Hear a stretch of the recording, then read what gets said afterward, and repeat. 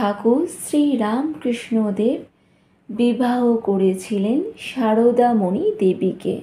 যেমন ঠাকুর তেমন মা। নিজে সুখে থাকব, আনন্দ করব, এরূপ ভাব তাদের কারো মধ্যে ছিল না। তারা ভগবান, মানুষের মঙ্গল বই আর কিছু জানতেন না। পৃথিবীর সকল মেয়ের মধ্যেই ঠাকুর মা কালীকে দেখতেন। এমনকি নিজের স্ত্রী সারদা মাকেও তিনি মা কালীর মতোই দেখতেন। তাকে তিনি কালীর জ্ঞানে পূজাও করেছিলেন।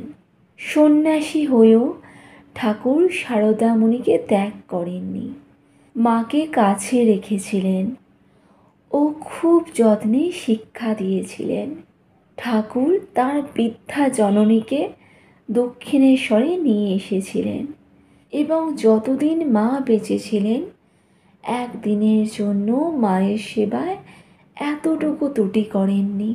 সারদা মাও ধর্মে অতি উচ্চ অবস্থা লাভ করেছিলেন।